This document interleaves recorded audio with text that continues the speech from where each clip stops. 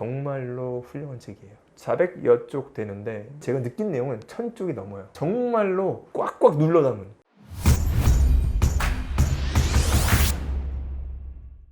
이번에는 심리학 분야에 대한 책을 소개시켜 드리겠습니다. 일단 실용적인 가치 말씀드리면은 수능이나 SAT 지문에 심리학 지문이 굉장히 많아요. 왜냐하면 한 지문을 가지고 아이들이 이해할 수 있는 경우가 많거든요. 물리학이나 경제 같은 건 그런 지문 만들기 어렵잖아요. 개념 자체가 이제 기본 지식을 쌓아놔야 되니까. 그런데 심리학 책이 초등학교 5학년, 6학년 아이들이 접근하기 쉬운 책이 별로 없어요. 막막한 것 같아요, 찾기가. 네. 찾기도 힘들고 추천도 좀 이상한 거 하시는 분들도 많고. 그렇다 보니까 이제 순서로 따질 때는 다른 이제 비문학 책을 읽으시다가 어느 정도 이제 실력이 좋아지면 그때 접근할 수 있는 분야라고 생각을 합니다. 제가 전공도 했지만 쉽지가 그렇죠. 않아요. 그래서 첫 번째, 어느 정도 좀 다른 비문학 책 좀 읽어봤다 시작할 수 있는 심리학 책이 요겁니다. 스웨이라는 책인데요. 수능 지문에도 많이 나왔죠. 인간의 비논리성에 관한 책. 인간에 대한 비논리성을 쓴 책이 많은데 대부분의 책들이 이해하기가 어려워요.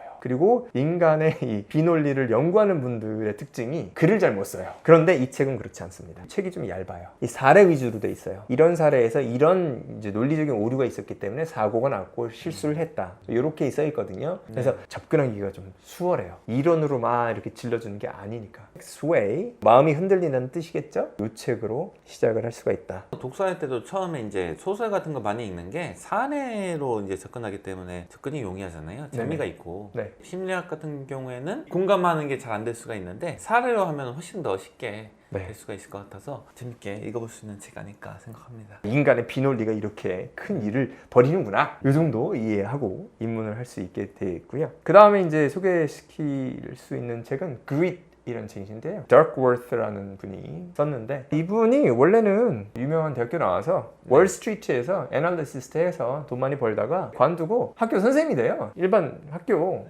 수학 선생님이 돼가지고 몇 년 하다 보니까 그걸 느낀 거예요. 아이들 공부 잘하고 열심히 하는 게 지능이 아니라 뭐 다른 거네. 공부 잘하는 애들이 성공하네? 이런 걸 보고 이 성공의 이유가 무엇인가 이것을 이제 책을 써서 연구 그리고 이제 학교를 그만두고 다시 대학원에 갔어요. 심리학 박사 학위 따러 거기서 이제 박사 따시고 지금 대학 교수 하고 계신데 그 내용을 적은 거예요. 마음에서 우러난 공부를 하신 분이네요. 그렇죠. 자기가 이제 원하는 거 찾아간 거예요. 이 책의 특징이 좀 쉽게 써져 있다. Grit이라고 하는 것은 열심히 하는 노력, 능력을 표현하는 영어 단어입니다. 제가 읽기엔 약간 반복이 많은데 일반 독자나 우리 아이들이 처음에 접근할 때는 적당한 양의 반복이 들어가 있다. 실질적으로 이렇게 행동하면 이렇게 도움이 되고 이런 계획을 세워서 이런 능력을 길러보자 해서 self-help 북이에요. 그렇다 보니까 또 접근이 쉽고 그런 의미에서 이 책 접근할 만하고 또 이 책을 이제 잘 내용을 받아들이면 공부에도 도움이 되는 내용이 많습니다. 물론 성인분들도 이 책을 읽으면 열심히 사는 부분 이런 부분은 이제 잘 이해할 수가 있게 되겠죠. 다음 책은 어떤 책이죠? 이 책입니다. Brain Rules.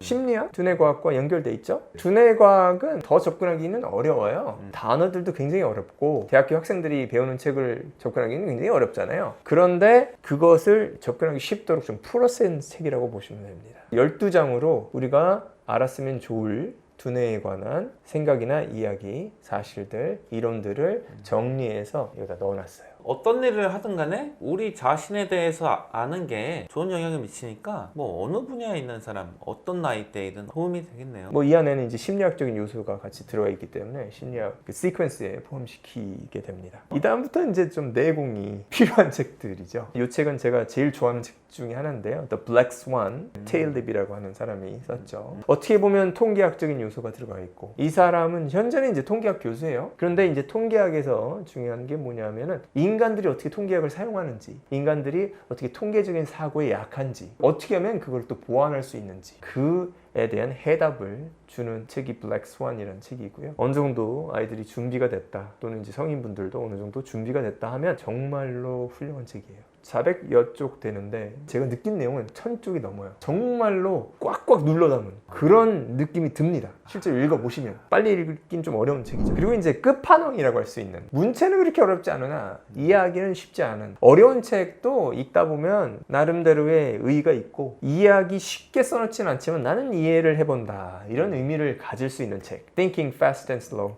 캐네만 노벨상 타시고 인간의 이제 비논리성에 대한 연구를 아주 오래 하신 분이죠. 근데 이분이 또 대단한 게 이 책을 쓰세요. 굳이 책을 쓰지 않으셔도 된다 이렇게 생각을 하시는 분인데 나이도 많으시고 이 책에 도전해서 일정 부분 이해하게 되면 영어는 어느 정도 한다 이렇게 판단하셔도 됩니다. 끝판왕까지 잘 소개를 받았습니다.